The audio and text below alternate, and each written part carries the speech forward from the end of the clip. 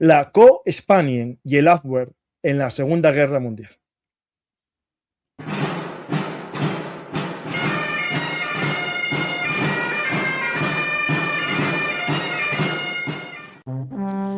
Armas, batallas y hombres que cambiaron el curso de la historia. Esto y mucho más en Bellum Artis Historia Militar.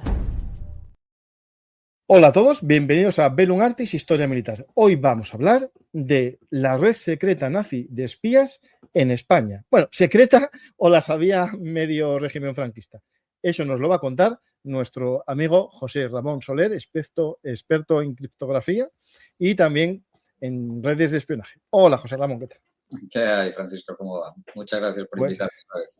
Hoy vamos a desentrañar un enigma y no es el enigma que protagoniza tu libro, que es esta máquina enigma que tenemos en pantalla, porque José Ramón es un experto en criptografía, en máquinas de criptado, también desencriptación.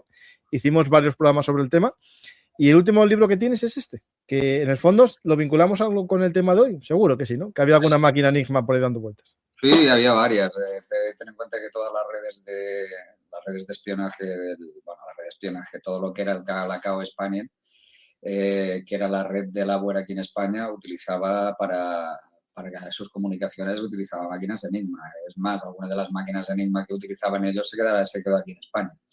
En este caso, utilizaban de dos clases. Una como esta, que era la militar, que había aquí en España como mínimo había 2 o 3 máquinas Delta que se reconocen porque dentro de la parte de dentro tenían una Delta grabada y que la utilizaban los servicios secretos. Eran máquinas militares normales y corrientes, pero que digamos que teóricamente tenían un cableado diferente, pero curiosamente en España tenían el mismo cableado que era el estándar de toda la vida.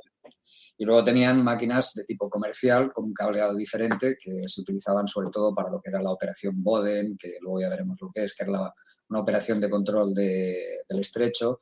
Y sobre todo, había otra en Canarias también que se utilizaba, que era la de Canarias. Si no recuerdo mal, ahora está en Bletchley Park, con un intercambio que se hizo con Bletchley Park.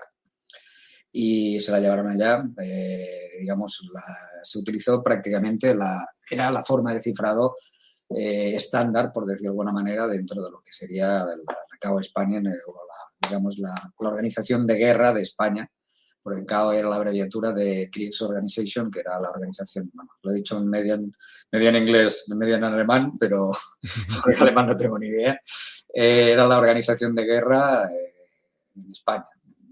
Y entonces estas, ya digo, las máquinas de Enigma fueron la base para que teóricamente los aliados no pudieran descifrar nada y gracias a eso los aliados lo pudieran descifrar todo. Pero bueno, es lo que... Pues el que quiere saber lo que es el Azwer, tengo una serie de programas con otro amigo del canal que os invito a ver, con Pepe Pascual Torner, que hicimos unos programas muy interesantes sobre el origen y evolución del Azwer justo antes de la guerra. Lo digo para que la gente se anime a echarle un vistacillo a los programas. Los recomiendo porque los he visto y son muy buenos, las cosas como son. Ahí lo tenéis. Vale. Pues vamos a hablar un poco de esta CAO, ¿no? De esta CO. Básicamente es una red que se nutre dentro, digamos, del sistema, digamos, autorizado, o son lo que serían ilegales todos. Bueno, vamos a ver. En principio, la CAO, Día de Dios, la abreviatura de Organización de Guerra, fue un invento probablemente de Canaris, que lo que hizo, se dio cuenta de una cosa muy lógica. Es decir, en tiempo de guerra tú puedes tener información digamos, militar. Y esa información, sobre todo a nivel estratégico, es difícil de conseguir, porque estás en campo enemigo, tendrías que obtenerla en campo enemigo. En cambio, si tú estás en una zona que es teóricamente neutral, hombre, es mucho más fácil conseguir información y esa información puede venir incluso del campo enemigo porque hay, por decirlo de alguna manera, hay gente que pasa de un sitio a otro y no hay problema de que pase de un sitio a otro porque tú eres neutral. Entonces,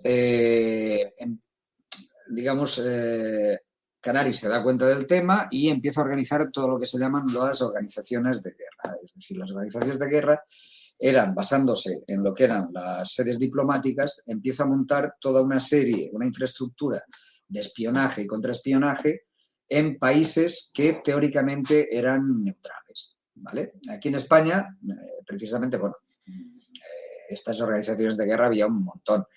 Las más importantes seguramente debían ser la de España, había la de Turquía, había también en Portugal, había también en Suiza, en Suecia, en Finlandia, en Bulgaria, y luego también había incluso en Shanghái, para lo que era el lejano oeste.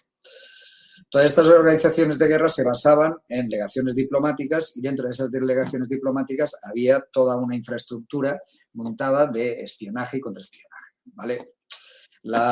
Aquí en España, digo, era una de las más importantes que había. Ya se empezó a montar alguna cosa parecida ya en los años 30, a principios de 1930, porque estuvo por aquí Hans Schimpf, que este sería luego el jefe del Forschungsamt, o sea, vamos, la organización de escuchas y criptoanálisis que tenía Goering, especialmente para él, y montó una pequeña estación digamos que trabajaba para el servicio naval en una casa que estaba cerca de Barcelona, ¿vale? Entonces, luego cuando vino durante la guerra, en febrero de 1937, Canaris vino aquí a España y empieza a crear lo que sería la estación Abwehr ya propiamente dicha dentro de lo que sería España, ¿vale? Esta organización, ya digo, fue una de las más grandes que hubo, llegó a tener más de 200 personas en plantilla y se supone que entre agentes y colaboradores. ¿Te está gustando este episodio? Hazte fan en iVoox para acceder a este y al resto de sus episodios extra desde otras aplicaciones de escucha.